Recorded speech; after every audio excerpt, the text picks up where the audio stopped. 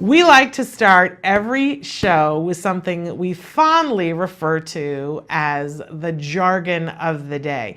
This is when we give you one phrase, acronym, or word that we like to shed light on. Well, today we preempted our usual jargon term because we needed to put in a new jargon term, which typically is not thought of in conjunction with autism, but on closer inspection, we have seen in the last 2 days that we need to include this in our jargon terms and get clearer about it. So the term is bigot. And what you see before you is a screenshot of what Merriam-Webster defines as bigot. So let's take a look at our actual definition of a bigot.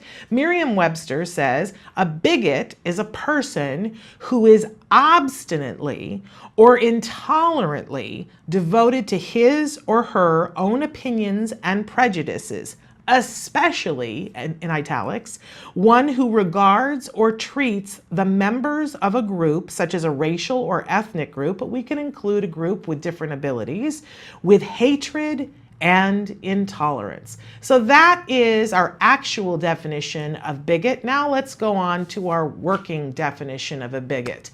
There she is, Pauline Hanson. Pauline, we are calling you out today as a bigot because those of you who have read anything in the news in the last 2 days or been on Facebook have seen Pauline's picture everywhere. Pauline is a member of, she's the One Nation leader, senator in Australia, and she gave a speech the other day talking about education in Australia, and in it she said some things that I would certainly classify as being full of hatred and intolerance toward a group of people, namely kids, students on the autism spectrum. If you haven't read some of the things that she said, let's talk about it just briefly. She said that our kids are one of the reasons why there are difficulties in general education. She said that they should be removed from mainstream classes. She said, quote, "These kids have a right to an education." Well, geez, Pauline, thanks for that. She said, "These kids have a right to an education by all means, but if there's a number of them, these children should actually go into a special classroom, looked after and given that special attention." Well, she goes on to say, most of the time, teachers spend so much time on them, they forget about the child who wants to go ahead in leaps and bounds in their education, but are held back by those. So apparently there are no children on the autism spectrum who want to move ahead in education in leaps and bounds. Pauline, this is where your ignorance starts and where your bigotry is deep. There are so many things that she says that make my blood boil and curdle. She says it's no good saying we have to allow these kids to feel good about themselves and we don't want to upset them and make them feel hurt. Well, thanks, Pauline, for your opinion. She says we have to be realistic and consider the impact that it is having on other children in the classroom. Pauline, are you saying we don't have to consider the impact it's having on kids with autism? I think so, Pauline. I think it further qualifies you under the bigot term, obstinately holding to your own opinions.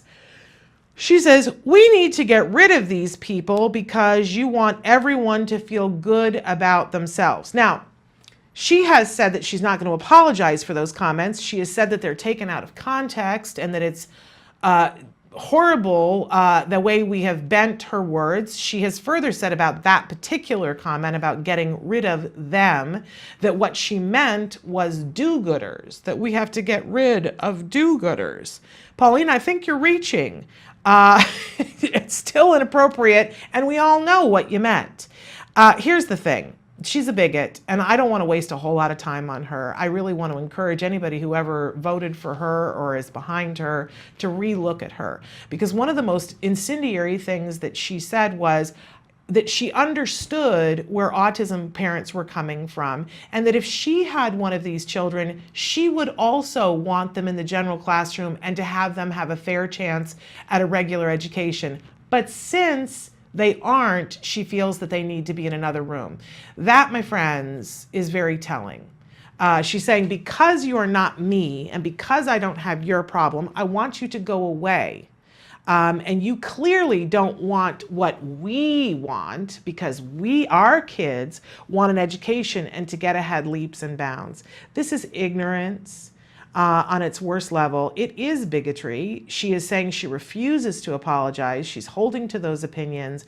I really don't want to waste a lot of breath on her, but I do want to say that when people who are ignorant and bigots get power, they become the ultimate bullies. I'd like to see this woman removed from office. And those of you who are watching us in Australia, I hope that you will deal efficiently and effectively and not waste too much time on this woman. She is a bigot. And that's our jargon for today.